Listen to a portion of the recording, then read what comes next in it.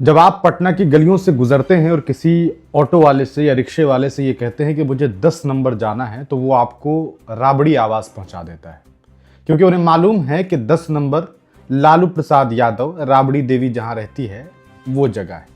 लेकिन अब अगर आप ऐसा करेंगे तो मुमकिन है कि आप लालू यादव या राबड़ी देवी के आवाज़ पर नहीं बल्कि किसी और नेता के पास पहुंच जाएंगे। असल में बिहार सरकार ने एक बड़ा फैसला लिया है और आज एक नोटिस जारी किया है।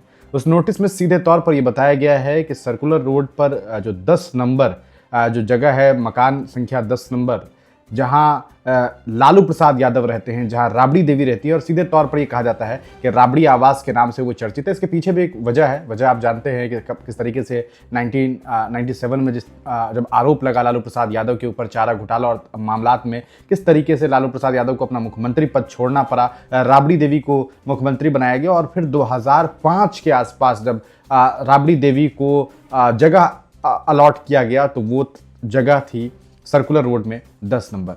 और तब से लगभग 20 साल गुजर चुके हैं। यूँ कहा जा सकता है कि लालू प्रसाद यादव के जो बेटे हैं, चाहे वो तेजस्वी यादव हो, चाहे तेज प्रताप यादव हो, या उनकी बिटिया हो, कई बिटिया और कई बच्चों ने साफ तौर पर वहाँ पर अपना बचपना जिया है। लेकिन अब वो जगह खाली करनी होगी और उन्हें एक नया मकान जो है वो अलॉट किया गया है, जिसे होर्डिंग रोड में 39 नंबर जो आवास है वहाँ उन्हें शिफ्ट करना होगा। हालांकि इस पर अब बिहार में सियासत शुरू हो गई है। कई लोग ये कह रहे हैं कि देखिए एक भाई ने किस तरीके से एक भाई के साथ खिलवाड़ किया, यानी कि नीतीश कुमार ने किस तरीके से लालू प्रसाद यादव के साथ वो काम किया है जो उन्हें नहीं करना चाहिए था। बहुत सारे लोग कह रहे हैं कि भाई आपको लालू प्रसाद यादव के सियासी कद का कम से कम ध्यान रखना चाहिए था। खास करके लालू प्रसाद यादव की बिटिया रोहिणी आचार्य ने इस पर अपनी बात रखी है। वो कह रही है कि लालू प्रसाद यादव को किस तरीके से ख़त्म करने का प्रयास हो रहा है। उनके सियासी कद को जो लोग नहीं छोटा कर सके वो आज इस तरह की हरकत कर रहे हैं। तो तरह तरह की बातें हो रही है। हालांकि बहुत सारे लोग इसे इस तरह से भी देख रहे हैं कि भाई मकान पुराना हो गया और अब तब्दीली ज़रूरी थी। वक्त के साथ आपको मालूम होगा राबड़ी देवी जो है वो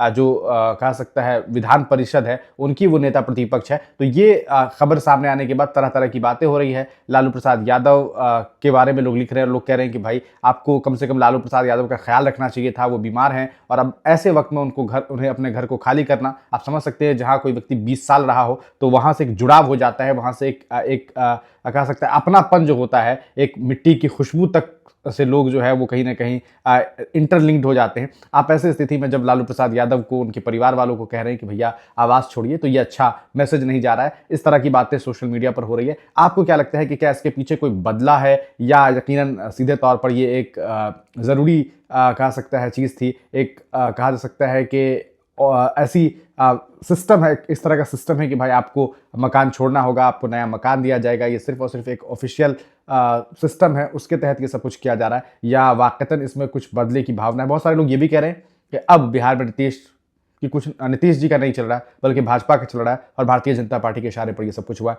आपकी क्या राय है? कमेंट सेक्शन में जरूर लिखिएगा।